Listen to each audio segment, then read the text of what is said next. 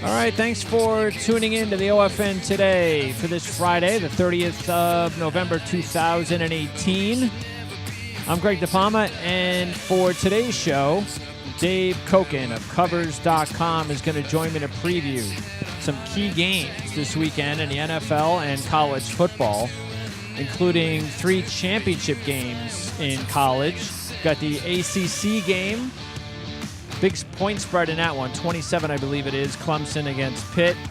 We talked about that on the ACC Football Report. We had interviews with Paul Zeiss, the Pittsburgh Post-Gazette, and also Phil Kornblut was with us, sportstalksc.com, for the Clemson side of things. That's available on demand, by the way. We'll also talk AAC football. No Mackenzie Milton for the Knights, looking to stay undefeated for a second straight season. And the Big Ten, another big point spread there, and probably the best trend of the year that, if you haven't been with us the last couple of days, we will reintroduce to you in the Northwestern Ohio State game. You'll want to stay tuned for that. Also coming up a little bit later on, it'll be Robert Gagliardi, and he's actually going to be coming up next. And he will be by to help preview the Mountain West Championship game between Fresno and Boise. And then after that, it will be double Covers duty. That's right. A second Covers expert analyst is going to be here on the OFN Today. That's Teddy Sevransky, a.k.a. Teddy Covers, will join me as we have more games to talk about with Teddy. So that's coming up a little bit later on in both the NFL and college football. The OFN Today is brought to you by ourlads.com and Covers.com, featuring live scores, stats, and odds, considered the most convenient and entertaining source for sports news and facts, with over 45 million visits a year. All right, so let's go ahead and get started right here, as we've got a lot of games to cover over the next hour, 60 to 90 minutes here. So Dave Cokin from Covers.com joins me. Dave, good to talk to you again. Hope your Thanksgiving went well. Oh, Thanksgiving was fabulous, and fortunately I've been on a really good run with the plays, so hopefully that continues. Very nice. That's always good to hear. Okay, so how about the game last night? Cowboys, talked about the game with Mark Lawrence from Covers on Wednesday's show, and we both kind of thought that the Cowboys had a good shot at the game. I mean, there's only so long you can go in the NFL with all the parity, and even though the Saints were now the odds-on favorite to win the Super Bowl, there's just so long you can go with winning streaks, both straight up and against the spread, before you just have one of those bad games or games that you're just not firing on all cylinders, and the Cowboys were ripe for the upset. Yeah, and look, New Orleans just played a bad game last night, and it's a costly loss for them, because as of now, the Rams now are back in control of the number 1 seed in the NFC, and that's a bad loss for the Saints. And we'll have to see if they can get it back together again as they head into the final 4 games. So I did lose with New Orleans last night, but part of the reason I played it, actually it is the reason I played it, is I played it for like 6 weeks in a row. Then you don't stop. I was just going to ride it out. Yeah, I knew I was gonna get absolutely. So that's it. I've got no beats about that one. No, absolutely not. That's I've said that for more than one occasion. That's for sure. Over the years, when you're hot with one particular team, if you're riding them, all of a sudden you see yourself. Wait, I didn't realize I'm on a 3 or 4 game winning streak with this team. Well, you know what? Keep it going. Keep it going until it stops. Sometimes you can get up to 6, 7, 8, 9 weeks. You never know. And even sometimes 8 out of 9 isn't bad. Just keep going if you feel comfortable with that as well. So, but look, I'll tell you what. I actually think, because I still believe more in Drew Brees over, say, Jared Goff and Peyton than McVay at this point in their careers, I still believe in the Saints more than the Rams in the postseason.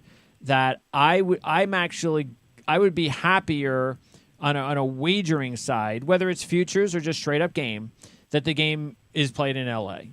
I'm not afraid of having New Orleans go to L.A. to beat the Rams at all, and I just think it would be better for the line because I think the Saints still are the better team. We'll see how they react after this loss. It's always interesting to see about a team that's hot, how they react off a loss. I think they'll be fine as long as the Rams don't all of a sudden go into some sort of a shell.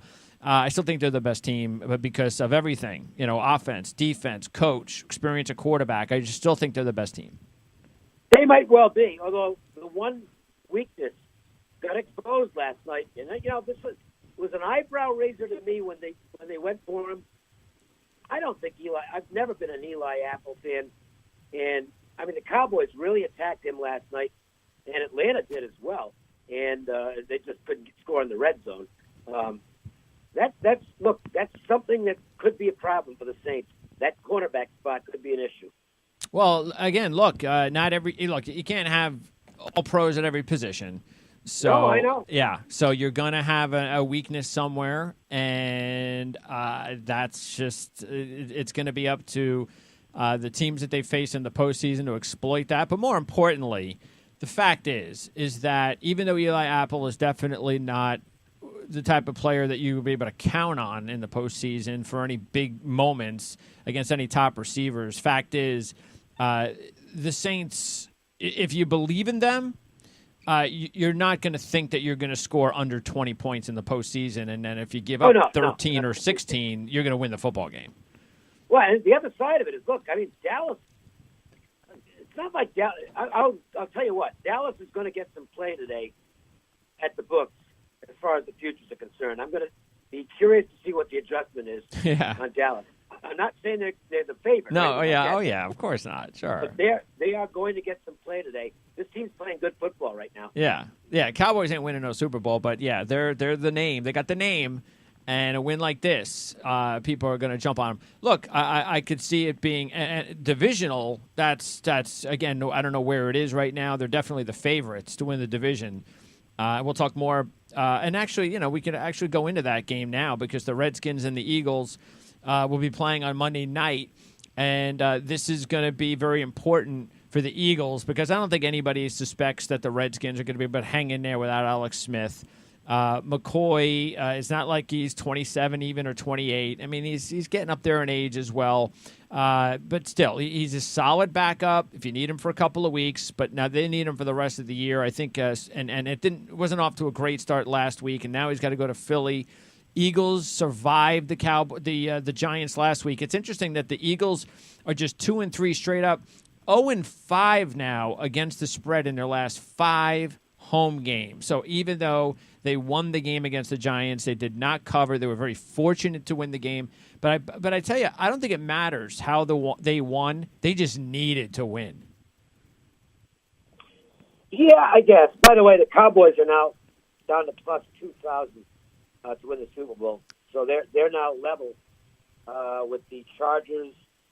And, so they're 20-1? The Chargers and Texans are also 20-1. 20-1, okay, yeah. I still think. The Chargers and Texans are still the way to go, but I could see why they're 20-1. It makes sense. Yeah, as for the Eagles, they're not going anywhere. They're just not that good. Okay. No, I don't think so. And they're not going to win the division, and they're not going to be in the playoffs. No, I agree. And I don't think the Redskins have any chance. The Redskins were never any good to begin with. Yeah, but with Alex Smith though, they were putting together. I mean, look, if all things considered, now with the way the Cowboys are playing, still think the Cowboys would have beaten them out anyway. But if the Cowboys hadn't all of a sudden started playing better, the Redskins could have stole this division with Alex Smith. Yeah, I get. They could have stolen, which is exactly the right terminology, because they're at best with Alex Smith. They're at best an average football team. Sure. They were a complete fraud at 6-3. Now it's a 6-point spread, so this is what I mean. I can't imagine even if the Eagles win, and I expect the Eagles to win. Why would you want to put money on the Eagles when I just said it? They can't. Even when they're winning games at home, they can barely cover against the Giants. No, I have no desire to play the Eagles. What did I make the number on this game? 16 points. I made it. Actually, I made the line 5.5. Okay. So it's a little bit high, and that's with the Alex Smith adjustment and all the other Redskins injuries. Sure. So, I think the Eagles will get bet on Monday, so I think that line probably holds. I don't think the sharp money is going to show on Washington particularly. I think the sharps are just going to stay out of the game. Okay. It's kind kind of a bad Monday Night Football game between two teams that are desperate. Well, it could be worse. Neither one's any good. Could be worse. Could be worse. We could get San Francisco, and we've seen bad Monday night games recently, so it could be worse. Oh yeah, sure. Well, it's a game. So. It's a game. It matters. It's a game that matters, and I think we're fortunate about that. At least we got a game that matters. But yeah, look, we've had some really good games on prime time the last couple of weeks. We have been spoiled. We've had some really good games. Yeah, but before that, and more than likely over the last few years, we've had a lot of stinkers on Monday Night Football, so it could be worse. So it's, but yeah, this is one of those games that if the Eagles lose, are definitely out of it. If they win and they're really going to be a team that the Cowboys are going to have to worry about, then the Eagles need to win this game convincingly. And I'm not sure they have that in them. So they're just too banged up, too. I mean, now Hicks looks like he's going to miss the game. Their defensive backfield's all banged up. They're just not the same team as last year. Okay, let's get to a couple other Sunday games. And a lot of talk this week about Lamar Jackson, and now Joe Flacco starting to practice with his hip injury. So he returned to practice. Now, this is interesting because Falcons are a 1.5-point favorite, even though they're not the better team. But they're at home, and this is the first road game for Jackson. I tell you what, I definitely like Baltimore even if Jackson starts, if Flacco dresses. Because then that tells me that if Jackson does something stupid early or just doesn't look like, he's going to have a good game, you can put Flacco in, and I'd still feel more confident with the Ravens in this spot against Atlanta. Atlanta's just starting to falter, 0-3 straight up against the spread their last three. They're 0-4 ATS last four as a favorite overall. Just 1-4 ATS last five as a home favorite. They do get Deion Jones probably back. That's helpful for their defense. But this is just all going to be about Lamar Jackson and his first road start. Yeah, and there's money shown on the Falcons. Not mine. Although, to me, I think the game's a complete toss-up. Oh, yeah, sure. I agree. I mean, the Ravens, they've got a winning record, but they're not scaring anybody. Their defense is okay. It's not as good as people thought it would be before the season started. And I'll put myself in that group. I thought it would be I did too. Yeah, they got off to a good start, but they just haven't been the same defense they were early on this season. Yeah, I expected them to be better. Yeah. And the offense, look, they've got 2 wins under Jackson. One of them barely counts because it's the Raiders, who are, oh yeah, that don't count. No. So yeah. I don't. And the Bengals are they're just a walking mash unit. So yeah, they don't count either. Not really. So he hasn't proven himself. And Atlanta's just such a weird team because they have better personnel than their record shows. I mean, Atlanta's capable of going out there and battling with any team in the league on paper. Sure. The problem is they just haven't been able. They've been their own worst enemy. In the Thanksgiving Day game against the Saints was the perfect example of it because they completely blew 3 scoring opportunities. Well, you know why? Flat out blew them. You know why? Because that's Steve Sarkisian. He is so predictable. No disagreement here. Yeah, he's so predictable. There is no way that there's just no way that he can return next season. Look, I know that things have gone really well for this organization lately. They nearly won a Super Bowl and all that, and that's nice. And it really, obviously coincided with with Quinn coming in, Dimitroff hiring Quinn. Everything's been great until this season. Yeah, they had there's injuries on defense, and there's definitely an excuse for that. But Sarkisian's the other issue. They brought Sarkisian back. Quinn did.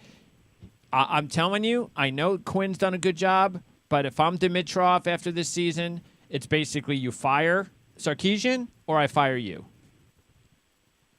I would agree with that. And I don't think there's much chance Sarkisian's back. So I think it's basically a moot point. It's like he's, at this point, a lame duck. And that is part of a problem here. And another reason why I can't take Atlanta. I hate lame duck coaching situations, even if it's a coordinator rather than a head coach. I just think it's something that can be a real distraction. And look, the Atlanta players aren't stupid.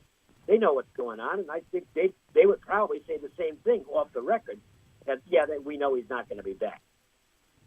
All right. And also, well, let's get to a key game for the Colts now in the AFC South, because Indy has won 5 straight.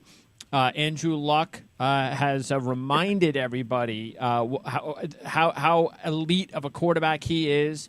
The Colts, as long as they keep Luck healthy, I really like the direction of the organization. Balor's doing a great job. Give him another year or two off-season moves. They're going to be it could be next year. They're going to be competing for a Super Bowl. It could be that early. Don't think they have the personnel to do it this year, but they're definitely a lot better than the Jags. Jags are a mess right now.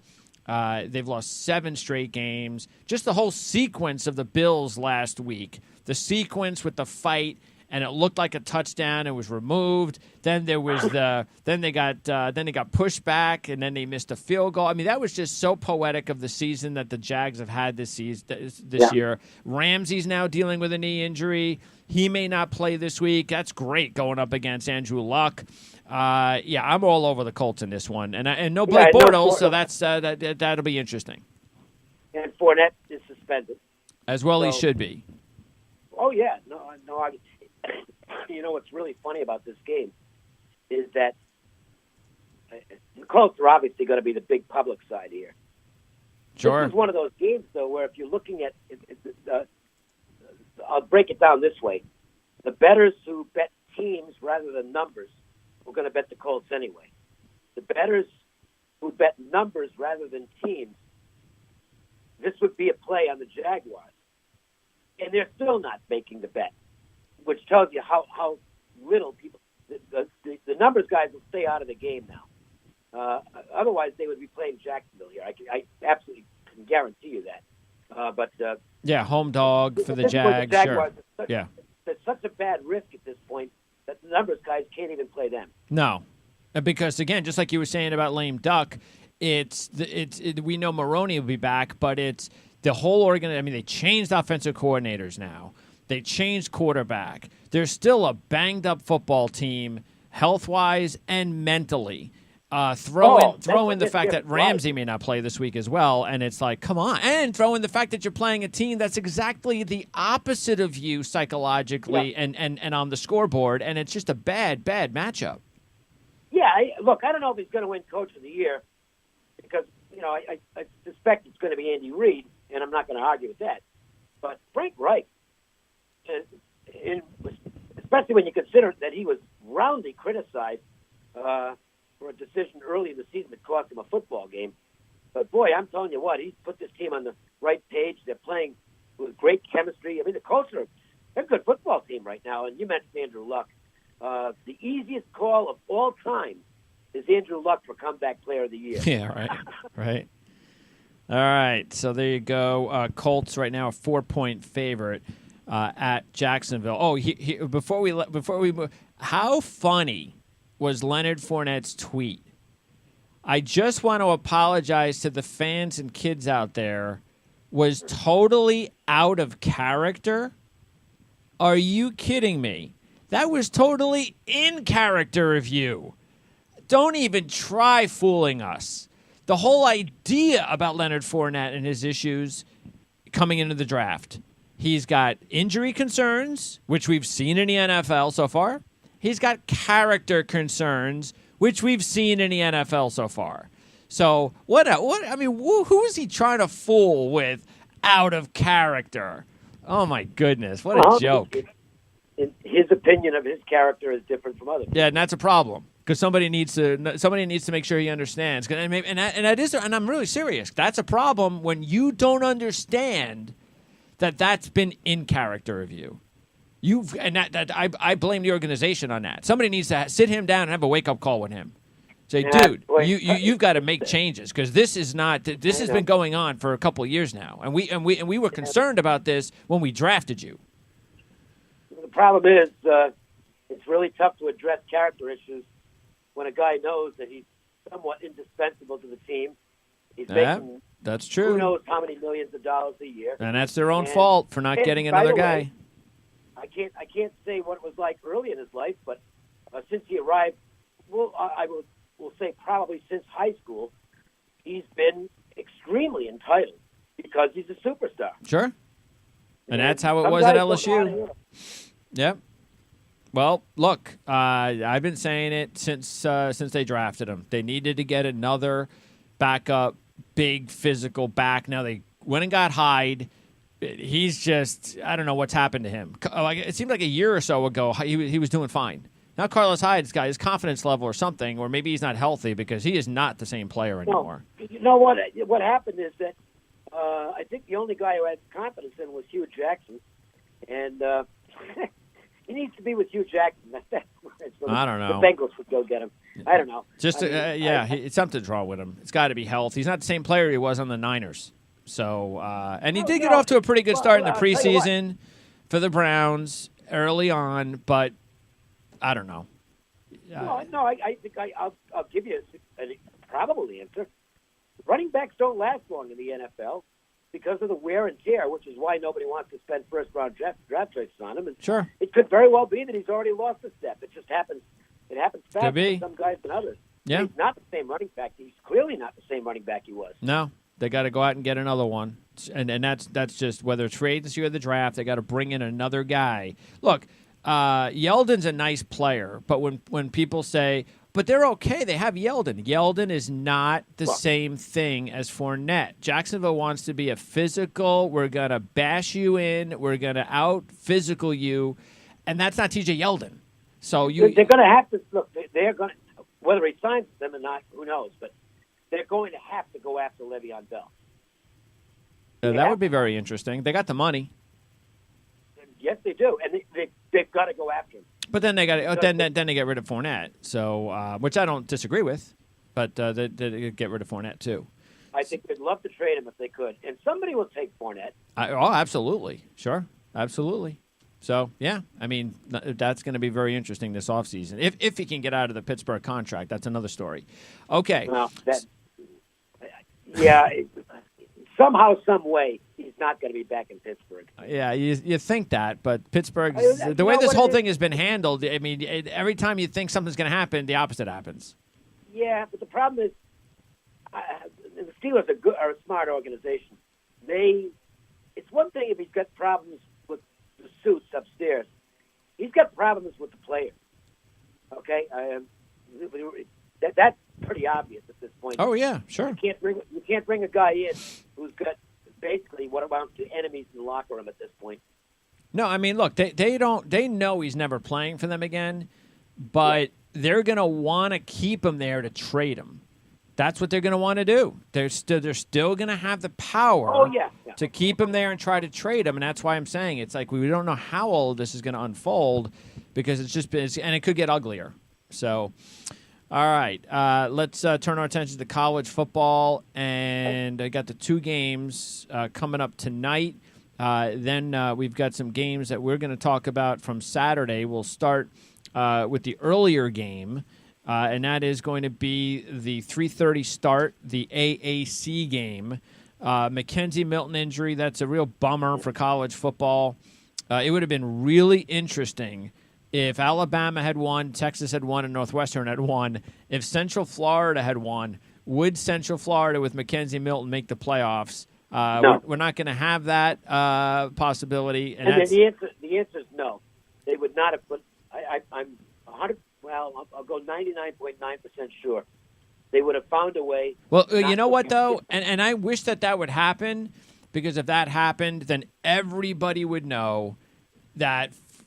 Don't even ever talk about it again, because if they can't get in with that situation, a team like that is never getting in. And that's the bottom line. Yep. They're not sharing the pot with the non-Power 5 conferences. It's as simple as that. They're not going to do it.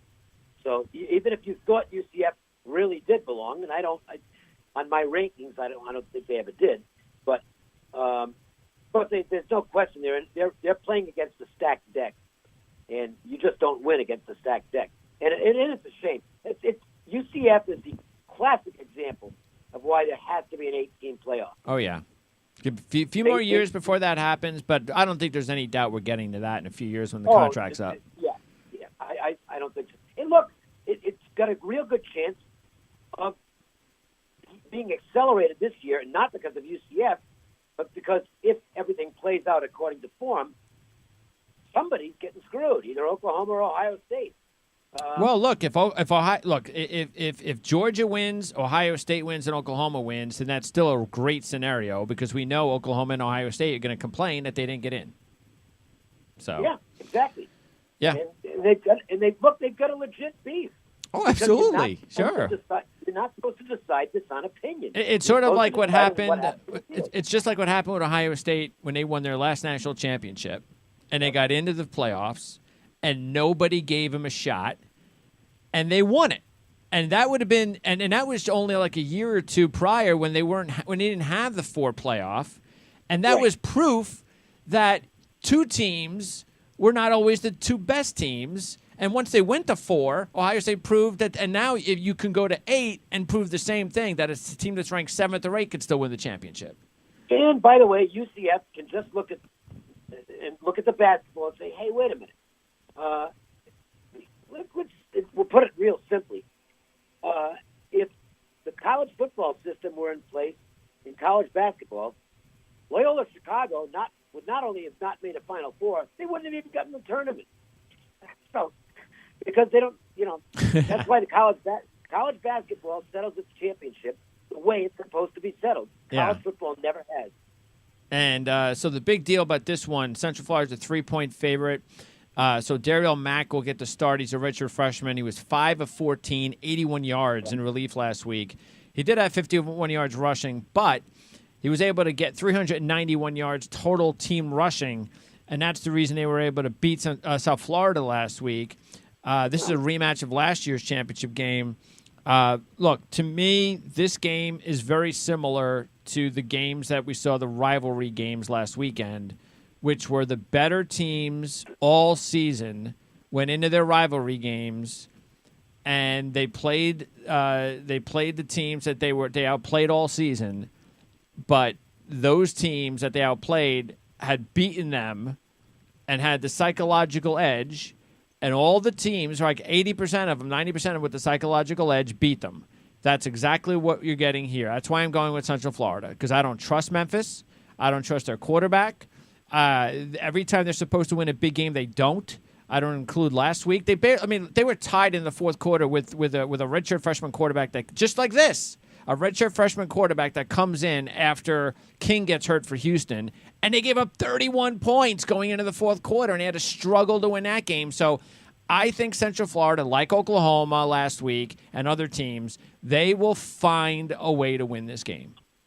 Yeah, I don't disagree with that. I'm not going to play it. Although I lean Central Florida. It's just such a drop-off from Milton to Macro. And yeah, and it's terrible. It's unfortunate. Yeah. Well, and the thing is that even last week you saw Central Florida clearly slowed their offense down. They weren't playing at the same tempo. And I don't know if they've got full confidence in Mac to not make mistakes. He's just not that accurate with throwing the ball. And Memphis is going to look at this and say, hey, we lost them by 1 point. We should have won the game earlier in the season. I think Memphis will be confident coming in here. But the number's been adjusted tremendously. I don't think it was originally, but the bettors took care of that. Yeah. The first number in the game was 5.5, and it's got down to 3. I think 3 is about the right number, maybe 3.5 or 4. Sure, so I agree. No play for me now. Yeah, and look, the game that you mentioned, the one on October 13th, that Central Florida won, came from behind. Memphis had the game. They were controlling the game. Yep. Turnovers, whatever. They just lost. Again, I don't trust Memphis. This whether it's you can blame the coach, you can blame this group of players. Fact is they just haven't won big games. I don't blame anybody. They're just not that good. I think the coach is getting what he can get out of the guys. Well, they do have the best player on the field, so that will help them. Oh, yeah. Darrell Henderson, best player on the field, so they've got that. But again, I think we both agree that, especially if Memphis, if they can do what they did in the first matchup this year, then I think they do win, because I don't trust Central Florida to come back without Milton and win. But that's what they have to do. They've got to figure out a way before it gets too much of a pressure situation. I think they've got to somehow get a lead, get some of the pressure off, and then kind of feel good about it. And then I think then they'll be fine. But I'm not so sure that will happen. On a neutral field, I might have taken Memphis in this situation. Not at Central Florida, though. All right. Now let's go to the 2 Saturday night games, the late games. We'll start with the big spread, Clemson, 27.5 against Pitt. Talked about this on the ACC report yesterday. That's available on demand. Talked a lot about the fact that this is the reason why I like Clemson, is that I don't believe Pitt now is anywhere near capable. I would have given them a little bit more of a shot, but then they lose their center, which is just the worst time to lose your center. This is a team that has to run the football. They've got to do something at the line of scrimmage against that Clemson front, and then you lose your center before the Miami game, and they went nowhere. You could say, "Oh yeah, but they didn't care." But look, I don't believe that was the case. They're just not. Look, maybe they could surprise me. I just don't think that's going to happen. They're going to get manhandled at the line of scrimmage. This is a bad matchup for Pitt. They can't expose Clemson's secondary weakness. Clemson knows this is a de facto playoff game, and that's why I think that they're going to raise their level of play and be better than what we've seen over the last few weeks. Yeah, it's a horrible matchup for Pittsburgh, even with the offensive line healthy. Nobody runs on Clemson. You just can't do it. They've slaughtered everybody they've played since the one game with Syracuse. I mean, they're just a monster. And, Clemson, the weird thing is, even though Clemson knows that they're going to win the game and they'll be in the playoffs, they've still got a chip on their shoulder because they don't know why they're not number one. Well, they also have a chip on their shoulder because the last time they played Pitt, they lost to them. Yeah, well, I don't know. No, they do remember that. Trust me. Yeah, they remember that. They do, and that helps. It's just such a mismatch. The only thing that worries me in the game is that Clemson might just fall off the dogs once the game is completely settled. Yeah, I don't know about that. Probably not going to take long. And by the way, Dabo is not one to call off the dogs. So not when you have a month to prepare. Not when you have a month off. He won't call off the dogs. No, he doesn't anyway. I mean, Dabo doesn't take a knee very often. Okay, he'll still try and score late in the game. Pittsburgh has they know they've got no shot here. The only chance Pittsburgh has is if Clemson screws up on offense early in the game. Well, first of all, you are talking about the spread, right? Oh, yeah. Yeah, okay. Just want to make sure everybody understands that. We're not talking about Pittsburgh winning the game. We're talking about covering 4 touchdowns. I'm talking about the game in general. I mean, no, they got no chance. So let's not even go there. There's no if, here, there. I mean, come on. They got no chance. 0. Okay, here's my one argument to that. Boston College had no chance against Clemson either. But they did hang in there for a while because they got a goofy play early in the game. They got a special team score. And that kept them in the game for a while. Then Clemson got rid of them. But in that game, Clemson wasn't at their best. So, well, that's why I said this is now like, okay, we're in the playoffs now, boys. So let's go get them. That's why I think we're going to see a different level. Look, if Clemson wins this game 27-3, then I'm going to be a little bit worried about Clemson moving forward because I expect them to now be refocused as this is the beginning of our 3-game playoff run. And that's how I expect them to play, and therefore I expect them to annihilate Pittsburgh. Believe me, I'm not trying to make a case for Pittsburgh, okay? No, I understand. I mean, because I talked about this with the show yesterday. We talked about the Boston College game, and you're right. I mean, it wasn't fair because Anthony Brown got hurt like almost on the first play of the game nearly. And it was completely unfair. You couldn't judge the opponent. And yet, Clemson struggled in the game. And even though they only gave up, 90-something yards of total offense or whatever? I mean, come on. 100 yards of offense? And there still wasn't in doubt until the fourth quarter. No, and by the way, Clemson just didn't play a real good game that night, and they still won the game going away. So, I want the only holdup I have is, and it's just a value thing to me. The game opened 24.5. If you're going to play, you got to play early on these games. I mean, look at these line moves all over the place. You've got to be able to make them, unless you're playing against the money. You've got to get out there and play early in these games. You know, if you want to lay 27.5 when 24.5 was available, that to me is bad. That's bad gambling. You just don't give up 3 points. I completely understand where you're coming from on that. I will say this though, that if you're worried about that in this type of game with that big number, I wouldn't even touch it then. See, I'm doing it because I expect Clemson to win by 40 or 50. And I'm not even exaggerating. I'm serious. That's why I'm not worried about it. The point of it is, and this is the gambler speaking, and it's good advice. Sure, absolutely. Is you just, if you cannot get the right price, you don't play it. Because all you're going to do is lose in the long run. If you intentionally take bad numbers, you are going to lose. It's that simple. The only thing is how do you prep the gambler to understand, because he's going to go, well, all right, it opened at 24.5. How do I know it's going to go up or down? Well, that's something you got to know. So what's your suggestion? I don't know. Contact you. So isn't it? I can look at a line. In football, I can look at a line and tell you where it's going to go. Well, there you go. That's what I said. Contact you. Don't. We don't want them thinking on their own. We want them contacting you. Right. So you can advise them. I made 3 bets in football this week, and I normally won't play this early, but I took 3 bets on Sunday night because I knew I was going to get much the best of it, and I can buy out of these games if I want to. At this point, I'm not going to. Although I'll probably put something on the other side just as a middle situation. But that's, I don't know. That's, and I don't know how to teach that.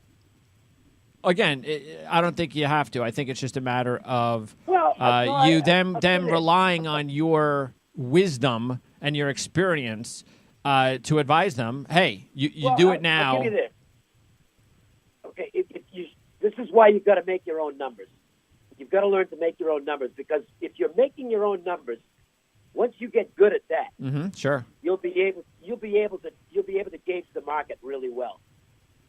Yep. And the good example is this Fresno-Boise game, which opened 3 and then it went quickly to 2.5.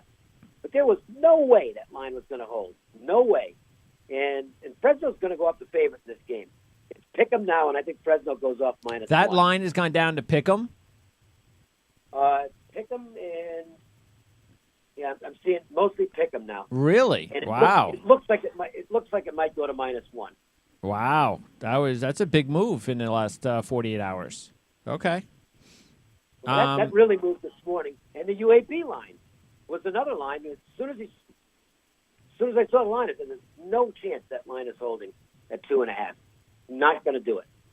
Well, I mean, what's up with Brown and Erdely? I mean, I know Erdely played, but I mean, do we have any idea if Spencer Brown's playing? It's up in the air, but I'll say this: I think UAB. I think they just rested a lot of guys last week. That was my impression. That's why I said yesterday. I said, you know what? I don't trust that. I don't trust the fact he had 1 attempt and left the game. To me, that might be gamesmanship. Yeah. Let me limp off the field and I'm hurt. Yeah. So you don't have to worry about me next week. Yeah. Okay. I mean, look, Middle Tennessee might beat them anyway. Sure. They've been there for like 20 years. Sure. And they're a good football team, but I put a line through last week's game. By the way, UAB still went off a 3-point favorite in that game. And that was a total no-show on their part. Yep. The whole idea was let's just get through the 60 minutes and get ready for next week. All right, and then the last game is another big line, but as I teased in the beginning of the show, this one has got probably the trend of the year in college football. So I talked about this with Mark on our college football show yesterday, and so I mean you can give it if you want. You want me to give it? Well, as far as Northwestern, the dog is Yes. covered like every game they played. Correct. But won 7 of them, and won 7 of the 12 games outright. I'm not a trend guy, so that's I don't care about that stuff. But so you don't care about the trends from last week either? All the trends that had, like I said, all those teams that went into those games last week that were clearly the better teams, but all those teams that had all those winning edges, Ohio State, Oklahoma, Washington, Virginia Tech, they just coincidentally won. Come on, that's all psychological. To me, it's Matt. Washington was. I told you last week. Washington. Don't find excuses for it now. Come on, they were all of them. All of those teams won. I don't hate it. This is the way I'm not knocking the way anybody else does it. I just don't. I don't care about trends. I never have in football. I know college football personnel about as well as anybody, and I match teams up, and I sometimes it makes me look like a fool, and other times I do it right. Look, this game is a bad matchup for Ohio State. It They're is. gonna have trouble with this football team. It is. Hey, yeah. Northwestern can do things that can keep them in the game. Yep. Against Ohio State. Yeah. And the other thing to worry about here, I mean, if you're an Ohio State bettor, it's very possible you could end up. Look, Ohio State, they're going to know the situation going in. If Georgia happens to win against Alabama, Ohio State. Yeah, great. That's a great point. Great point to throw in there. Absolutely. That's another one.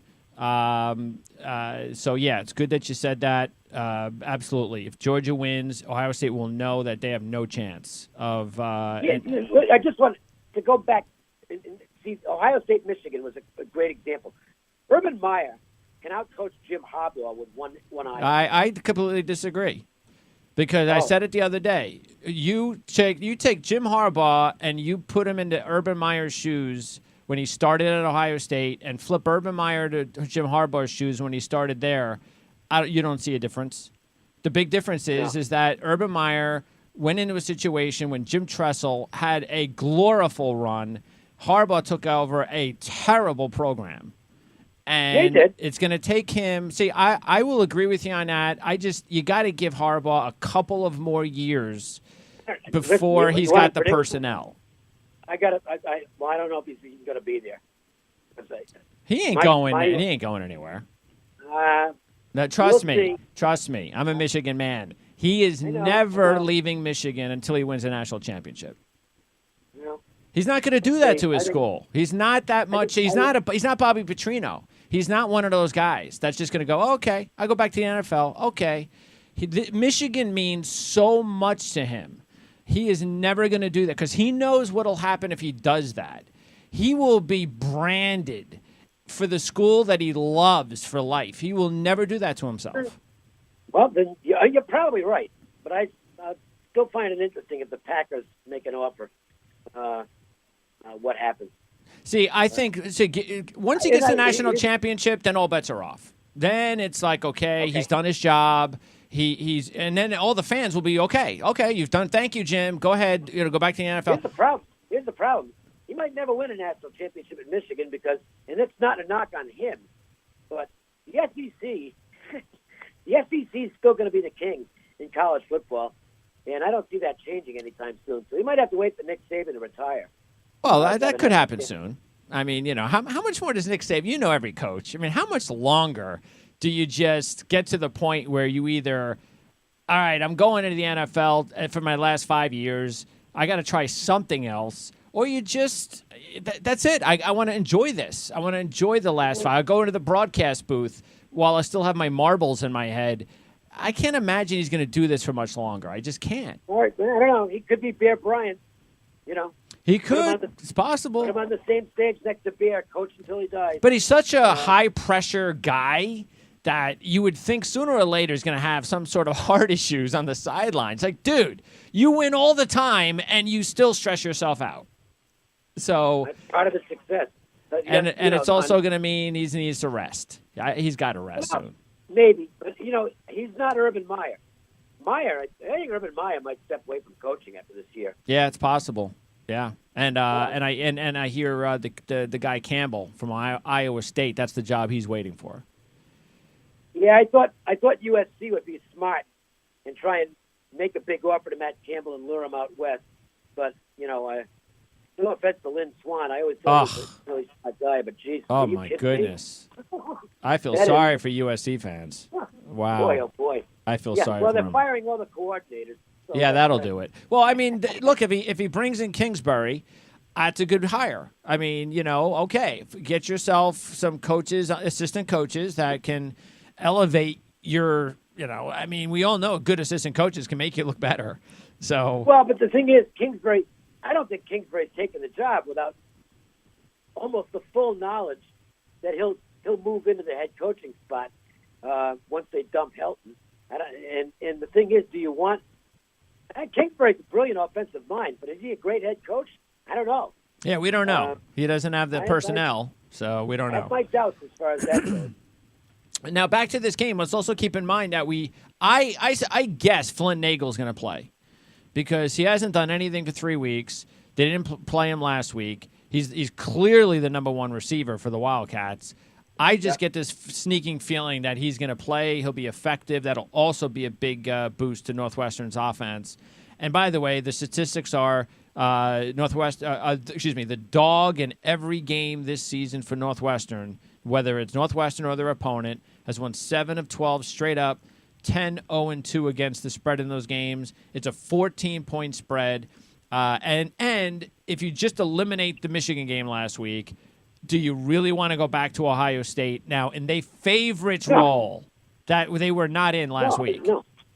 Now, see, I might not be a trend guy, but I'm definitely situational. Yeah. I'll look at those. Yeah. The situation here is not a good one for Ohio State. No, it's not. There's just too many things that have a chance to go wrong. The one, and I'm not even sure that even if Ohio State is looking at the scoreboard and they see, okay, Georgia lost and Texas is beating Oklahoma, and they're going to know what the score is, even though I think they start a half an hour. I'm not sure. I don't have the time. Which one? Texas and Oklahoma will be long. Texas and Oklahoma, what am I talking about? Yeah, that's at 12, and then the Georgia game's at 4:30. Look, there's a real good chance that Ohio State already knows they're playing for nothing. Well, they think Ohio State believes their belief what Oklahoma is going to be. If Oklahoma squeaks by Texas and if we annihilate Northwestern, that will get us in. And there's a chance about that. But that's what they'll believe. Yeah, you could be right. Although it's that Georgia game that matters. I think if Oklahoma, assuming Alabama beats Georgia, if Oklahoma beats Texas, I think they're in. Because I agree with you. I agree with you. Here's the thing: even if Ohio State beats Northwestern by 40, the reaction is going to be, well, it's Northwestern. Sure. Yeah. Okay. Yep. Yeah. So I agree. I think Oklahoma's in. Yeah, I think Oklahoma's in. By the way, even throwing out all that stuff, it's still. I know it's a Big Ten championship game, but it's actually in a weird way it's not as big a game as last week's was. And last week they had the added insult of they went into the game feeling disrespected because they were home underdogs. Oh yeah, sure. Against Michigan. Now they're big favorites. It's just not a good situation. Nope. No. As long as Northwestern doesn't do anything stupid, turnovers, penalties, bad game, as long as Northwestern plays like they've played all season in this spot, this is going to be a long 4-quarter down to the last couple of minutes football game. Fitzgerald's been doing this for a good while now. Yep. He is a great game planner. Yep. Especially when he's up against a superior team. I mean, he's just really good at finding ways to keep his team in games. And their defense is also better suited than even Michigan's, believe it or not, because Michigan's going to play man. They're going to be aggressive. That's why Haskins was able to kind of find a way to throw all over them. And I always said Michigan's secondary was overrated anyway. But for Northwestern, they play zone. So you're going to have to pick and be patient. And I'm not sure Haskins is going to be patient, especially after last week. So and look, they're going against a really good quarterback at the college level. Yeah, Thorson. Thorson's better than Peterson right now. Yes, he's a fabulous college football quarterback. I don't think he's playing in the NFL, but this guy is he'll be coaching somebody in 20 years. All right, Dave. Great job. Enjoy all the games. Should be a lot of fun because after that, we'll have a whole month before the really good college games start, and we'll see if we have any crazy things else to talk about. But then it'll be on in the NFL because we've got a good stretch run to get into as well over the next few weeks. So appreciate it as always, and we'll talk to you again next week. Sounds good, Greg. Thanks, Enjoy Dave. the weekend. You too. All right, that's Dave Cokin. You can reach Dave Cokin an email for personal service inquiries at Cokin, COKIN, at cox.net, or you can purchase a package at smokincokin.com. That's his website. You can follow Dave on Twitter. Just go there. That's the easiest thing to do to get a hold of him, I guess, at Dave Cokin. It's also very easy to spell Dave Cokin, COKIN. And, of course, Dave represents Covers.com, one of the best sports sites on the net with over 45 million visits a year. So they don't get all those visits a year for nothing. All right. And, by the way, Teddy Sevransky is going to join me soon. And when Teddy comes up from Covers.com as well, we got some more games to talk about with Teddy. So that'll be coming up. I'd say Teddy from Covers will be with us in about 15 minutes. So when we talk to Ted, we've got a whole bunch of other games to go over. And not a normal situation to have both Ted and Dave on in the same show, but just worked out that way with our schedule this week. So gives you an extra several games in the NFL and college football here all in one show. So we'll handicap three more, I think three more, maybe a couple more games in the NFL, but definitely we've got 3 or 4 college football championship games to preview with Ted coming up in about 15 minutes. All right, let's talk some Mountain West Conference football with Robert Gagliardi. So, Robert, good to have you back, and you're headed to a bowl game. Probably not, actually. It's the prospects aren't looking very good for Wyoming. I think the league is with 7 bowl-eligible teams and 5 bowl ties. I think it looks good to get 6 of the 7 teams in, but everything I'm hearing and talking to Wyoming officials, even Mountain West officials, that there's a very good chance that Wyoming is going to get left out of the mix here. So we'll see. There's still some things that could play out that would help Wyoming, but it's not looking good right now. But we'll see. We'll know for sure Sunday. But right now, the optimism isn't real high right now that the Cowboys will go bowling this year. I mean, there's like a million bowls. How can they not fit in? Because there are, as of now, there are 81 bowl-eligible teams for 78 slots, and probably 82 if Virginia Tech beats Marshall. And with the limited bowl ties, the league, or not limited, just there's 5 ties for this league this year.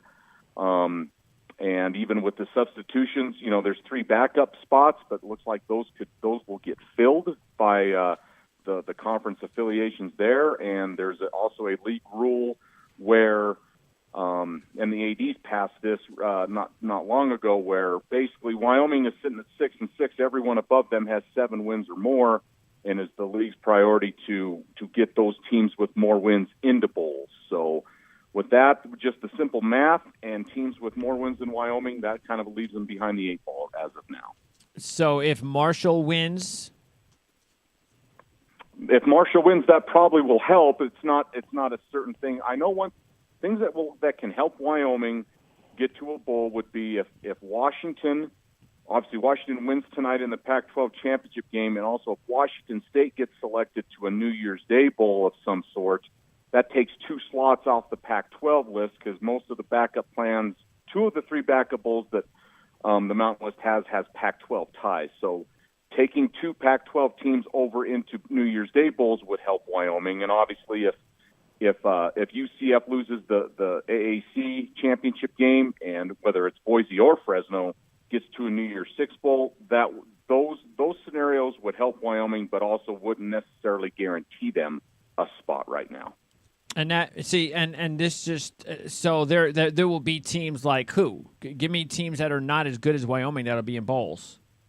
Well, I don't know about that, as far as good, but I know, 6-6 BYU team's a little on the edge, and I even saw something where a 10-2 Army team that's ranked could be on the outside looking in. And I hope that can't happen. That's impossible. But it's out there. I don't know if it will, That's but impossible. It's out there. Look, I hope the more crazy things happen because the whole system is should be junked. But yeah, I mean, Army gets left out of a bowl after the best season that they've had in I don't know, since Roger Staubach. I don't know. Actually, he was at Navy. But anyway, I mean, I don't even remember the last time Army was relevant. Who did Army have whenever that they were good? I don't know. I don't even know if they were since I've been alive. But anyway, the fact is that would cry foul because we've seen some pretty good teams get left out over the last few years. And nobody complained, but that's also because of the outside of those teams because nobody really cared. But I guess, you're probably looking – I'm sure there are maybe a couple of maybe MAC or Conference USA or Sun Belt teams that'll go bowling that are not as good as Wyoming. Yeah, there probably are, but they'll be able to, they have their ties. Yeah, the whole tie-ins. That's what I'm saying. When the Mountain West lost the Poinsettia Bowl in San Diego – that hurt. That's obviously a nice place to go have a bowl game, but they were not able to get another bowl to fill its spot. So a league that had 6 bowl ties, which is probably pretty reasonable, like the MAC and the Sun Belt have or similar bowl ties. The Mountain West hasn't been able to fill that with a full-time bowl. They have backup constituencies, but they don't have another one, and that's they're going to get caught in the numbers game. Well, and and unfortunately, Greg, in these lower bowls, TV has the biggest influence of who goes. It's not about, they're better than this team or they may travel better with this team or this or that. Sure. The TV networks that have, and TV networks don't really care about a lot of those things. Well, to fix it, just go ahead and get a sponsor and have your own bowl. That'll fix it. As long as you're bowl eligible every year, you have your own bowl at your own stadium and you'll be there every year. That's what happens to Hawaii. So, anyway, okay, so we got the big Boise State game against Fresno, and Dave Cokin just told me that line that started off at 3 Boise has now moved to Pick'em. So everybody's putting money on Fresno, and that's just because, Fresno's been the better team all season. But as we've talked about the last few weeks, this has been one of those years that Boise is taking advantage of their home game situation. Being able to beat Fresno, being able to beat Utah State, getting the championship game at home. They've so far taken care of those 2 big ones at home, and now they're going to try to do it again. But it's never easy to beat a good football team that's on par or maybe even slightly better than you, whether it's home or not, twice in the same month. Yeah, twice in the same month, and this is the 4th time these 2 teams are going to play basically in the calendar year. So it's not going to be easy, but quietly and maybe not quietly up in Boise. I mean, the Broncos have won 7 straight games, and you're right, they've taken advantage. A lot of those tougher games being at home, but they still found a way, and they're Rippon's playing well. The Mountain West Offensive Player of the Year. But I think the biggest difference, Greg, in Boise State, at least down the stretch here, has been the way they've run the ball with Alexander Madison. I mean, he's been a man among boys, and that Rippon still had some good games and done some good things, but when that run game has been going, that opens things up for them, for Boise State a lot. So I think a big key in the championship game Saturday will be what Fresno is stopping Madison and kind of, making the offensive player of the year in the league, make him beat you. I think if they can do that, I like their chances. But again, it's Boise at home, and we've talked about this a lot, especially in these last few weeks of the season, that it's hard to go against a team like that at home. But I can see why it's Pick'em. I think certainly Fresno's due for if anything else, but tough to go against the Broncos at home, especially with what they've done down the stretch here. Well, that's the thing. We are going to see. I think this, to me, this is about Fresno. This is about where really is the state of this program, and only the second year Tedford's been there. Has he just coached these guys up too well to a point where they can't get any further? I think we'll find out, because I think if they're as good as they've appeared to be, we'll see that. Eventually, we'll see that. We didn't see that a few weeks ago. We'll see that now, because remember, we talked about the fact that Fresno wasn't really playing for anywhere near the importance in that game as Boise was, and they did not tackle well. And sometimes that's talent. Sometimes it's, hey, it's cold, which it was. And sometimes it's mental. You're not bringing it mentally like the other team is. The other team's more physical than you are because they need it more. Well, there ain't no excuse there this time around. So I think we'll find out whether or not if Fresno misses more tackles, maybe they're just not talented enough, good enough, whatever. Boise just even wants this one more. But this is stuff we're all going to find out because Fresno is, and I think we've kind of, we said it recently, look, as an overall team, including coaching, offense, defense, experience, all of that, they've been slightly better than Utah State, and whether they're slightly better than Boise State, we'll find out tomorrow night. Yeah, and I think, just on all those things, and plus, I mean, look, you're playing. Granted, you can only control what you can control, but basically, if Central Florida loses, I mean, the winner of this game is going to a New Year's Six game. And if that's, again, you throw that on top of everything, I mean, you're right. Yeah. And then, look, Greg, it's going to be cold in Boise tomorrow night. I don't know. I don't think it's going to be bitterly frigid, but, I mean, it's winter in the West. It's going to be cold. So, you got that. But, I mean, if you got a lot on the line here, I mean, if you're not going to, throw it all out there. And the cold ain't going to matter in this game. Yeah, that's no. Right. I see. To me, it mattered the last game because, again, you could just use that psychologically as a reason. But no, Fresno, cold or no cold, that if they really want it, they're coming after them. Right. So, and now, you're right. I think, defensively, I think they got the players that can slow slow Boise State down. Now, you're right. The tackle thing, I mean, you can't miss tackles, and Madison has been really good, especially down the stretch this season of just running hard. I mean, this guy's been like a bulldozer the way he's run the football. Yep.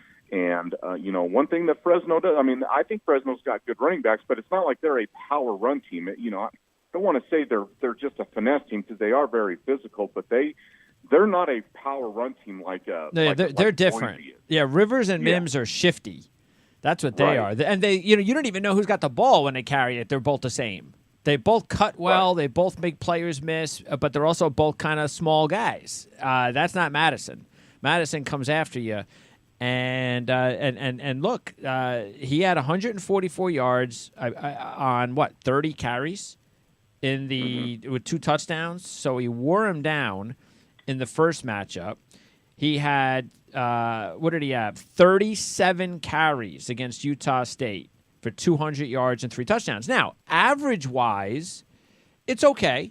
It's not dramatic. It's not 18 for 200. It's 37 for 200.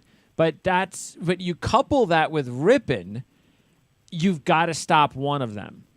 You can't allow Rippon to throw 24 of 29 for 269 like he did in the first matchup, and then allow Madison to rush for 144 yards. You got to stop one of them. You got to stop one of them, and if I'm Fresno State, I stop Madison. Yep, those I agree. 37 carries wear on you as the game goes on. I don't care how good of a defense you are, and even though Rippon's ripping, and he's had a great year, and he's the all-time leader, and a lot of stats in this league. If I'm Fresno State, I make Brett Rippon beat me. I try to do everything I can not to make Alexander Madison beat me. And let's remember, Fresno was in control of the game a few weeks ago, 17-3 in the third, when basically one play changed everything. When Rippon had to check down to his tight end on a 3rd and long, and the Fresno defender could not make the tackle. And that gave Boise, I think that gave them a shot at 4th and 1 instead of 4th and 8, which they would have punted. And they went for the first down, got it, scored a touchdown. And then it was all Boise. So those little plays, that's Fresno's got to make them.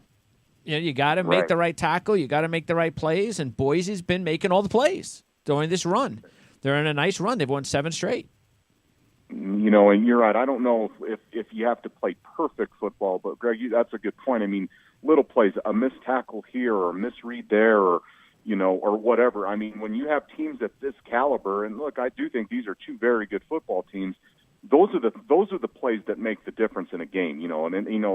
If you're up 17-3, if Fresno's fortunate enough to get into a similar situation, then they better keep the foot on the gas. I mean, you can't. Oh yeah, that's true. There's not a lot of margin of error here, and any glimpse of life for any team, especially the home team. I think in this case, you're playing with fire, so the margin of error for Fresno, really even for both teams, I don't think is very thin, because I think they're both capable of doing some things. But if Fresno gets in those situations again, they got to keep their foot on the gas. They can't let up or whatever, have mistakes or whatever. They got to keep it from start to finish. They got to keep it going. And look, Jeff Tedford could very well leave Fresno. I know it's his alma mater. If you got to believe that, and I think because McMarion and Keyshawn Johnson are leaving, if he's ever going to think of leaving, and you throw in age as well, I think he does it this offseason. If he doesn't do this offseason, I think he'll be around for a while. He may never leave because you know how hard it is when you lose McMarion, your quarterback, and then you lose your big-time receiver. Because Keyshawn Johnson, maybe he's not a first or second rounder. I don't know where he's going, but he's an NFL receiver. That kid is physical. He's a really underrated player. Nobody knows because most people don't watch Fresno State football. But Keyshawn Johnson can play in the NFL, and you're going to lose two key guys, and then you're going to possibly lose Allison.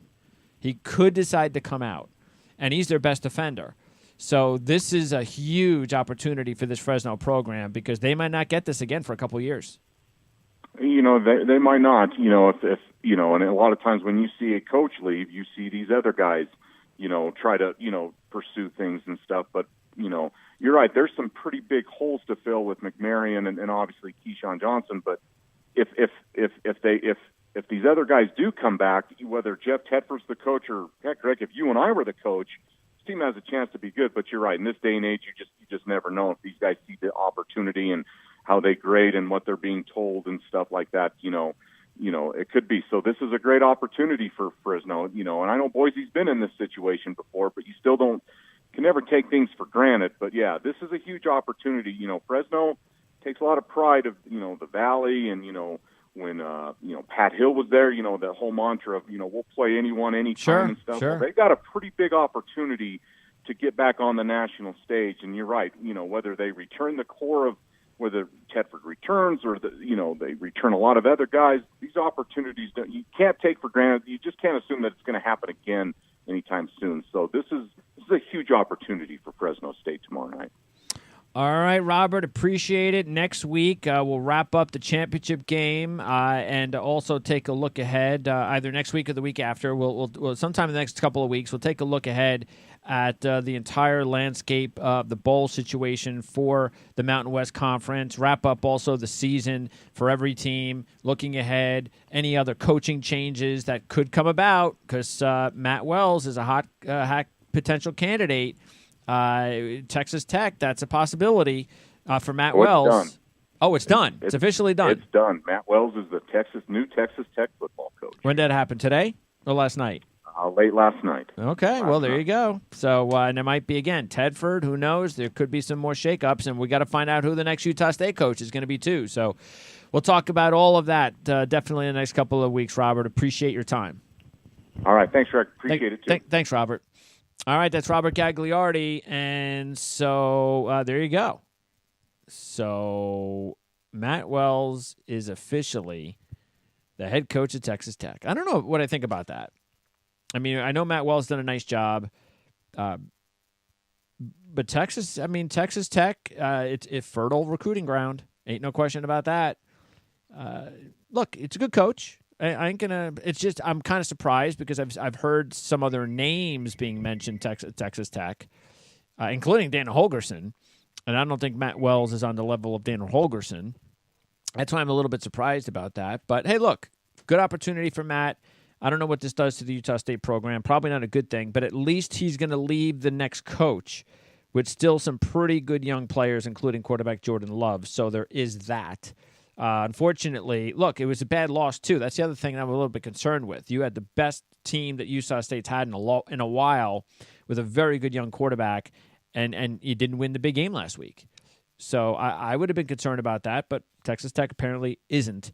So Matt Wells heads off as a Red Raider now. So we'll talk more about all the Mountain West news with Robert in the next couple of weeks. But let's talk more about some of these other championship games. Welcome in our second covers analyst on the show. We had Dave Cokin earlier.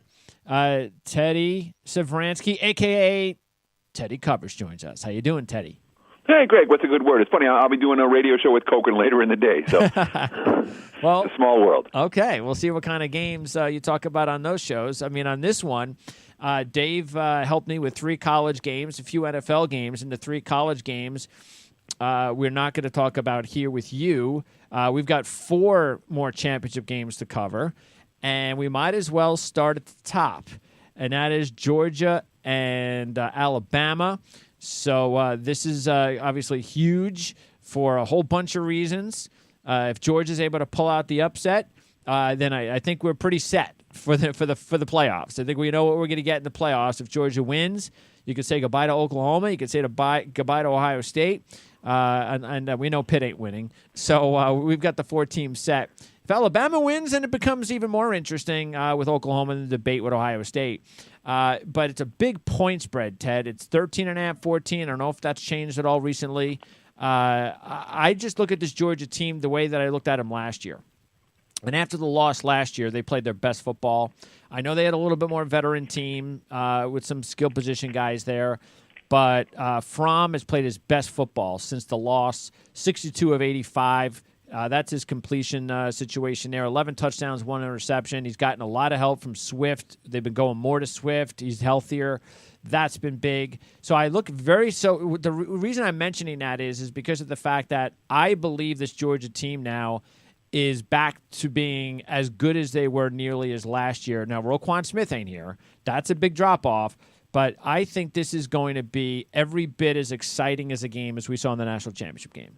It wouldn't surprise me at all. And, of course, the national championship game, the point spread wasn't this high. No, it wasn't. Wasn't close to being this high. No.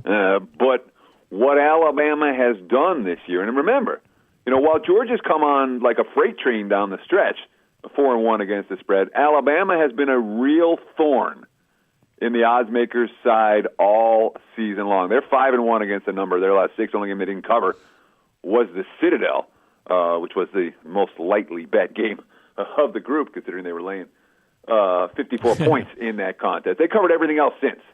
In Alabama, you want to talk about a betting bandwagon. It's enormous. So it's like the Patriots in the NFL. At least the Patriots at home. I wouldn't even use the Patriots as an appropriate example because the Patriots they've done well, but they haven't been unbelievable this year. I think the Saints are the more appropriate example for the NFL, where everyone that backed the Saints has backed them again, and then the next week, and they covered 9 in a row and cost the bookmakers a whole lot of problems until they finally lost last night in Dallas. That's the story with Alabama, where it's just, the bandwagon is so big, and they keep covering the numbers. Mississippi State, they're minus 23.5. They win by 24. The LSU game, the offense doesn't work, and they still cover the number. The Auburn game, the Tigers moved the football, but not enough. Bama got the money. So that's a really big bandwagon. And, of course, from a power rating standpoint, everybody that I talk to here in Las Vegas, to a man, this is the best college football team I've ever seen. This is the highest power rating number. Yeah. And you bring up Texas and, Vince Young's team and the USC squads with Matt Leinart, and you bring up Miami blah, blah, blah. And all of that, and they say, no, this team's power rated higher. I'm with you. I can only take Georgia plus in this game, and I wonder where the points are going to come from. You talk about Fromm and the offense. None of that Bulldogs defense is a joke. And it's not like Alabama was able to move the ball up and down the field against this team last year. Yeah. Total in the 60s, I think that's a little bit high. Yeah. So lean Georgia, lean under. However, all that being said, they're both leans. I have not taken any money out of my pocket and wagered on them. The Bulldogs or the under. Yet, I may before kickoff, but I haven't done it yet. This is one of those games that's almost like a can't, because I'm a money line player. This is one of those I have to play on the money line because I believe this is going to be a close game. Why wouldn't I take Georgia at over 4-1 on the money line? It's one game. Of course, well, and I'm not a big believer in conspiracy theories. Oh, there you go. I know what you're going to say there. I'll just put it this way. What's it worth to the SEC? $15 million to have Georgia win this game? Yeah, sure. Well, I don't know who the refs are. That's a whole lot of money. And, of course, they can freeze out Ohio State. They can freeze out Oklahoma. We've seen the SEC do that before. Again, I'm not saying it's going to happen. I'm just saying it's something that you might want to be aware of, that it's in the interest of the conference to have the underdog win this game in straight-up fashion. Yeah, so if there's any really weird calls from the officials, then I think we might have something. I doubt, of course, Nick Saban would agree to do anything. But well, I mean, look, again, I don't think games are fixed. I really don't. I understand. And I've been out here 20 years. That being said, sometimes there is quote unquote unconscious bias. Agreed. And that usually seeps into the officials. Yes. Yep. And that this has that level of potential. Mm-hmm. All right. So that's the SEC championship game, and let's move on to the game. One of the games that we were just talking about. The game I was just talking about with Robert Gagliardi, the Mountain West Conference championship game. And that line, as Dave mentioned, because I didn't even realize until Dave told me that the line had moved in like 48 hours from 3 to pick 'em. But look, I liked Fresno too. So not a whole lot, but I like them because I do think they're a better team. But I am worried about them just like after what happened last weekend, where every team that was better than the opposition that went into one of these games where the opposition had the mental history edge, the mental history edge team won.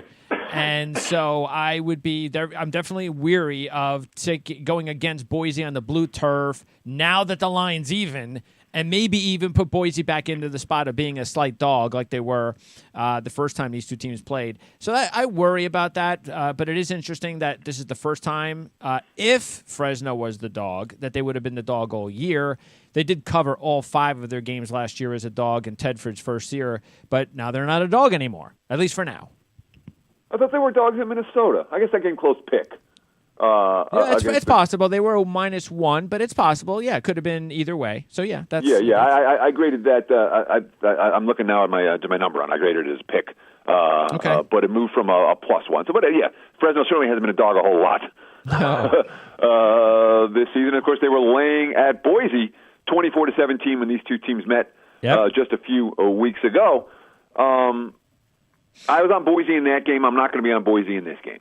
Okay. Why? And I think the under is a better play. But this game feels like a pick-em. It really does. Oh, yeah. Is Fresno capable of going up to Boise and beating them? Absolutely. We've seen 3 meetings between these two teams since the first week of December. Thanksgiving week last year. 28-17, Fresno beat them at home in the regular season finale. Boise won 17-14 at home in the Mountain West Championship game last year. And then we saw them play just a few weeks ago, 24-17, in a game that Fresno led 17-3. Yep. And then Boise rallied back from behind with the benefit of some calls and with the benefit of a senior quarterback on his home field in Brett Ripien. Mm-hmm. That matters a lot when you talk about these type of games. Middle Tennessee playing at home with their senior QB. Boise playing at home with their senior QB. Basically, you win the game, you cover the point spread type of margin. That matters to me. I can't say that it doesn't. But I'm not selling Boise short, Fresno short. They haven't covered the last couple of weeks. The bandwagon's not what it was. They lost that first meeting despite the fact that in many ways they were the better team on the field. Yeah. I do expect the defense. Both these teams are here because of their defense. Boise's defense is elite. Fresno's defense is elite. And while we got a couple of quarterbacks that I like, the defense has controlled every recent meeting, all 3 of them. I wouldn't be surprised if you see another relatively low-scoring affair where somebody wins it at the end by a field goal. It feels that type of a game, 20-17, 24-21, either way, the under's going to cash. Maybe overtime. That could happen. Oh, I don't want that. All right. Yeah, no, now if you're going with the under.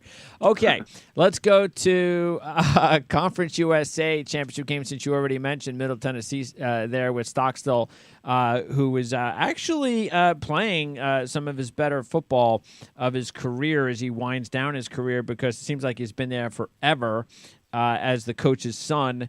He's had his injury history, but he's also thrown for a ton of yards.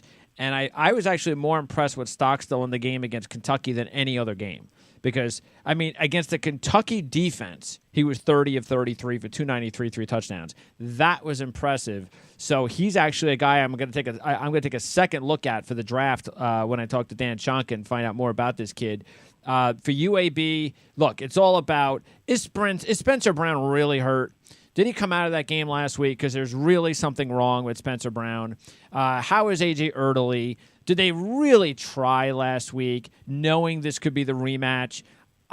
Nobody knows. And so that's a mystery because with Erdely and a healthy Brown, when they're together and when they were on a roll, this was the best team by far in this conference. So they haven't been that way for a month because they haven't been together and healthy for a month. So I don't know what to expect from the UAB, but what I do know is Middle Tennessee's playing some really good football, and they're at home. Yeah, I mean, Stockstill, the senior QB, I got him at 16 touchdowns to 3 interceptions over the last 6 ball games. He's playing the best ball of his career. And, of course, like Rippey, we're talking about a 4-year starter. Yep. And we're talking about a kid who's obviously the coach's son.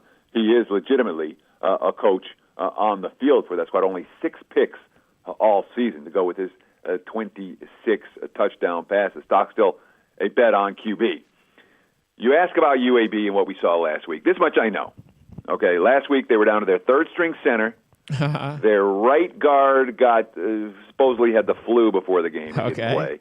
The left guard, or maybe it's the other way around. The one guard didn't play. The other guard got booted, kicked out of the game in the second quarter, and the offense did nothing.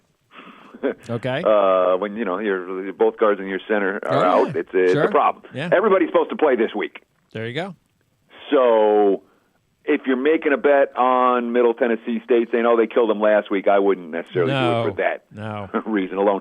And from a defensive standpoint, I mean, UAB has been by far the best defense in this conference. They're holding foes to 2.2 yards a carry. They lead the conference in sacks, which is a problem, potentially, for Stockton. Of course, Bill Clark, he's not going to win it. I think he deserves Coach of the Year.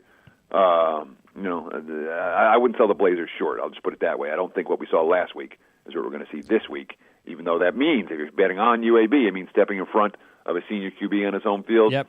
Yeah, this is the game I'm more likely to do it. Bill Clark, by the way, very surprised with all the coaching rumors. I haven't heard Bill Clark. I mean, why? I mean, this guy, why not? I mean, this guy has done an incredible job here. So I'm kind of surprised that we haven't heard his name rumored around anywhere else in college football, especially, Spencer Brown will be back, so that's good, but he loses early, and that's always a tough thing for next season. So we'll see. They got to get the win first. First ever championship win ever in any championship game situation that UAB or could have ever been involved in if they can get the win. Didn't they play for I thought I could have sworn they played for like an NIT title or something, but that doesn't count, does it? NIT, what? In basketball, you mean? Yeah. No, football I meant. Of course. Yeah, this has been a nothing program. Yeah, exactly. So that's how big this potential game could be. Because I think Middle Tennessee State's got like 13 national conference championships from other conferences. Okay, so, and one of them's the Sun Belt. And that's our last one here because I've covered every championship game with Mark Lawrence and Dave Cokin, and the Sun Belt's the last one that which is not a surprise, the last one to cover.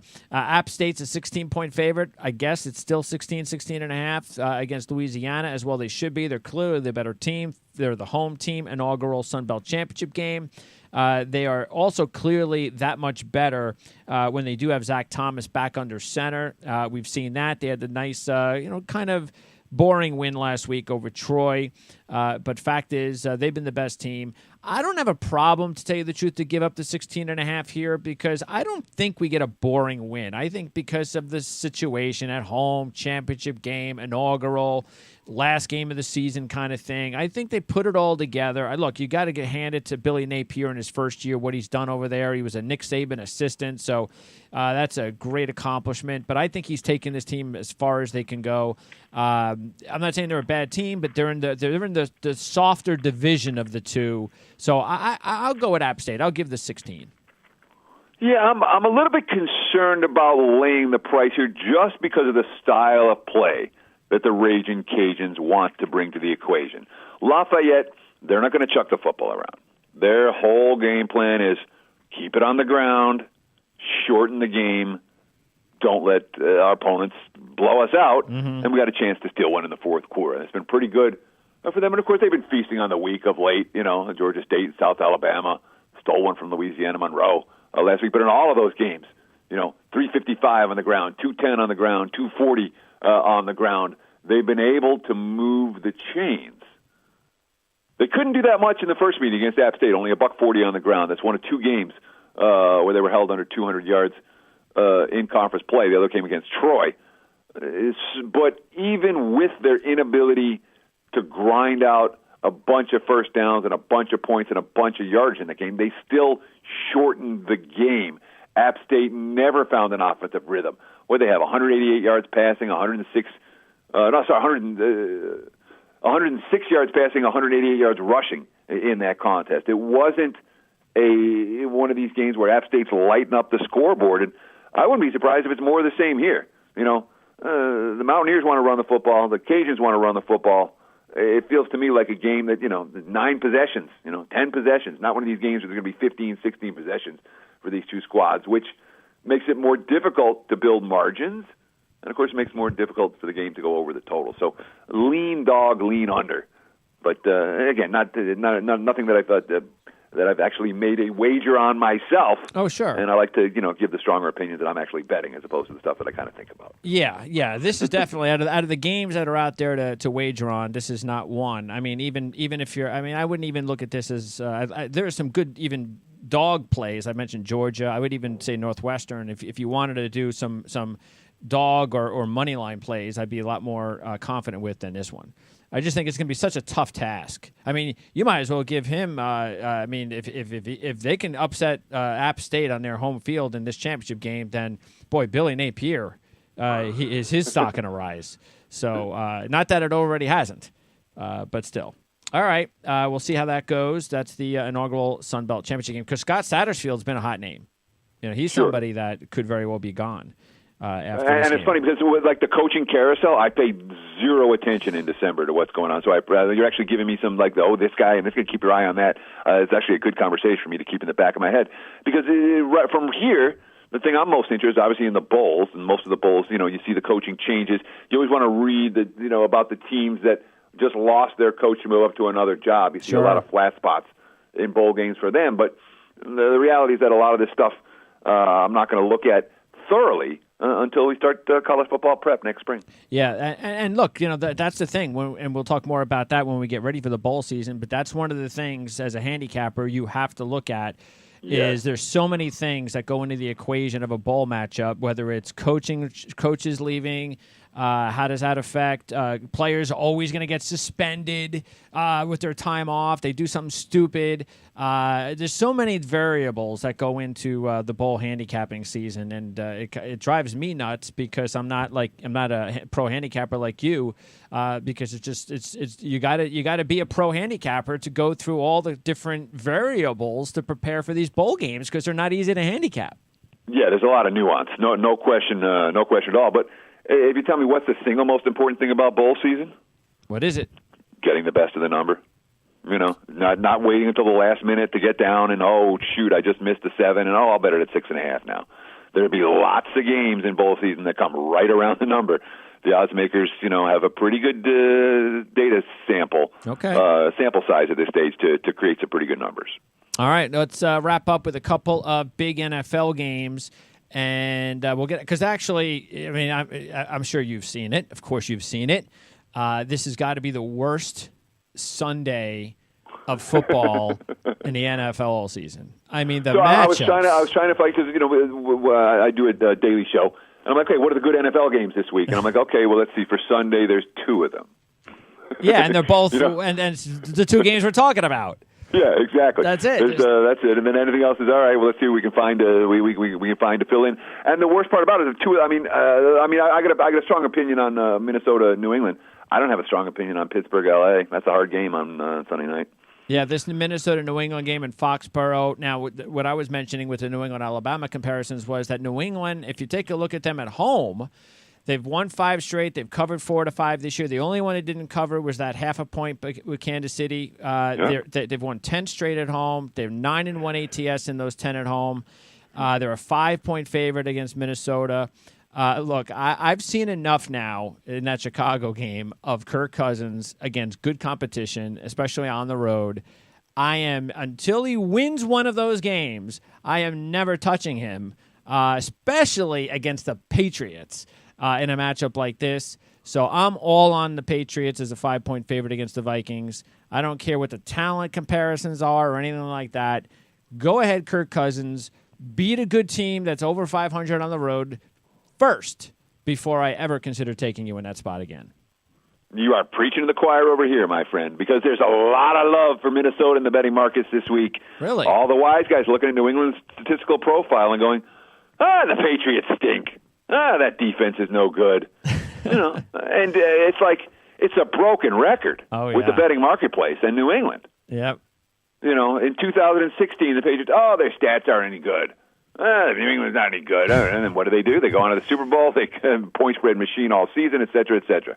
Last year, the Patriots aren't any good. Their stats. And I can hear my wise guy buddies in the back of my voice, they're not, forget that team. They're so overrated. Yeah. That's the mentality of the sharp money regarding New England. And, of course, Mike Zimmer's got all these great trends. Zimmer is a dog long-term, very profitable, better than 65% long-term.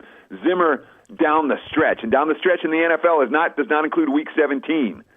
Week 13 to 16 in the NFL, okay. Zimmer 12-4 against the number in his 4 years at Minnesota. I mean, lots of good stuff on Zimmer. Uh-huh. I don't trust Cousins. And the Bears game absolutely stood out in a very real way. Yep. This offensive line is not elite. Nope. This running game is not elite. And when the quarterback's under pressure, the passing game's not going to work. New England's defense has been riddled at times this season. I am concerned in that regard, but I'm not concerned about that Patriots offense. And I don't think Minnesota's going to be, New England's a better team, period. 5 is reasonable. And don't lay the 5 now. Wait. The wise guys are still going to bet Minnesota. Watch. Okay. This line goes down on game day, not up. Interesting. Or at least between now and game day. On game day, it might pop a little bit. Certainly the public books will have. But I'm looking at even some of the wise guy shops now sitting at 4.5. Interesting. The number is more likely to go, depending on where you bet. If you're betting in a place that takes sharp money, this number's going down, not up. All right. Well, that's definitely something to keep in mind. Because, look, the only 3 games that Minnesota played this year of teams that currently are over 500, Bears, Saints, Rams, loss. Yeah. So, all right. Let's now wrap up with the Chargers and Pittsburgh. No Melvin Gordon, but at least it looks like he'll be back in a few weeks, which is important because the Chargers will be in the postseason. And who knows? Maybe this will be a postseason game, Chargers and Steelers. Steelers, I thought they came back to life. I liked Denver last week. And I think we saw the writing in the Jacksonville game. They were lucky to win that game. I figured they were ripe because Denver's actually been a lot better than people think lately, as you're well aware of.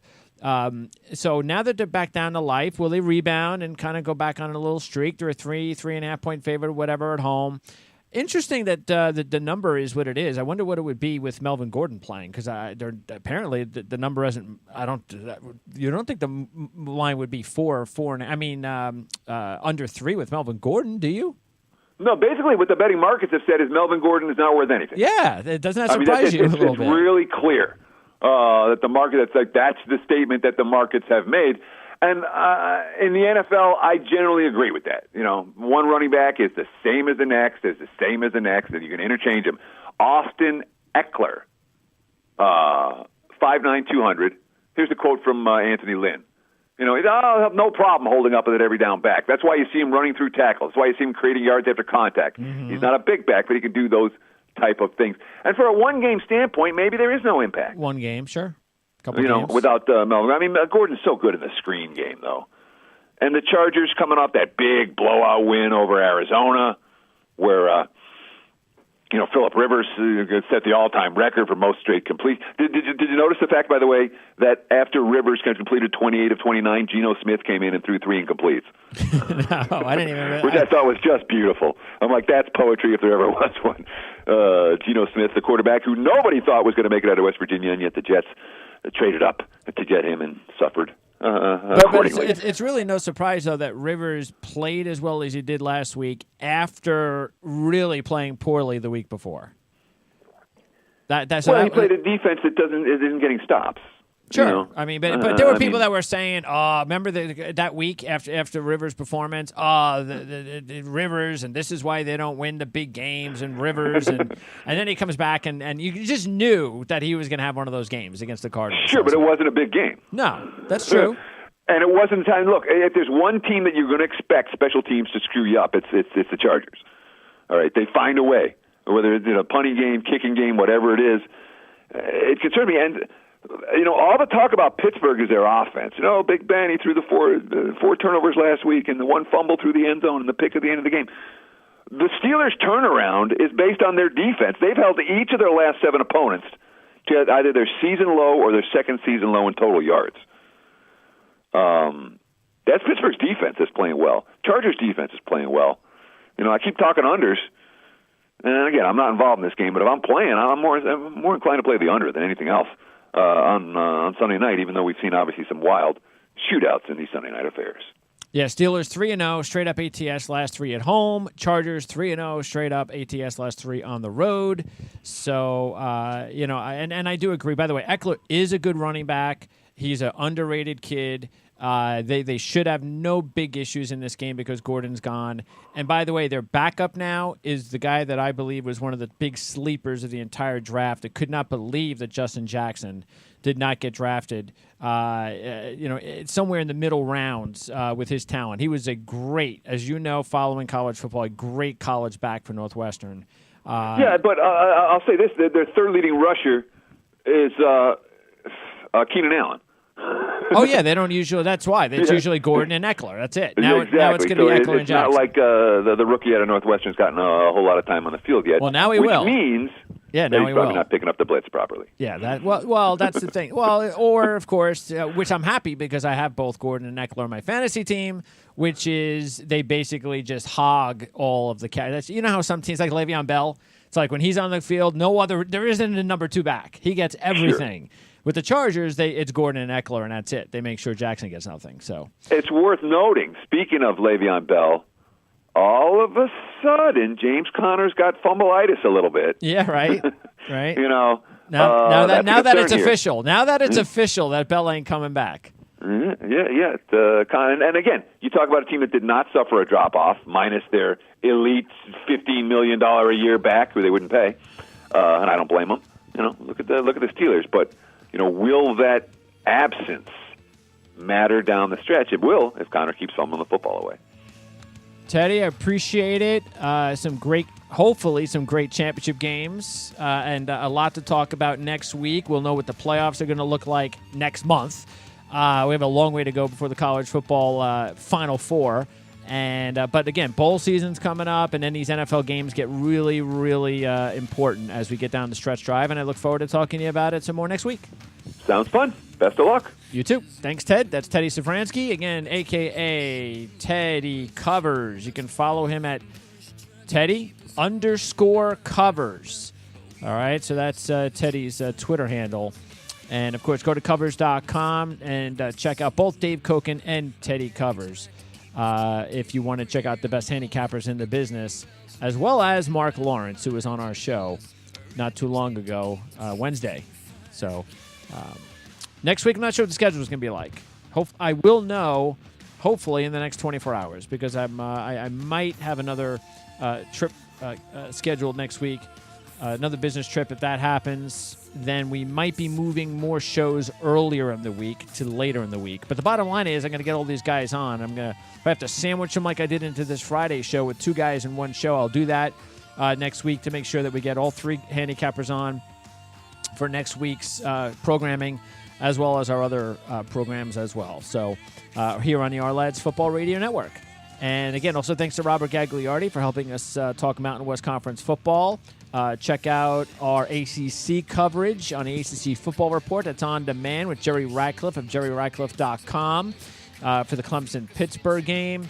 And that's about it. So no Jet coverage again this week. Not sure if we're going to do anything on Sunday. It all depends if Sam Darnold plays. If he does, then it is possible we'll have a Jet post-game show on Sunday. Can't promise you, though. because I don't want to talk about it right now.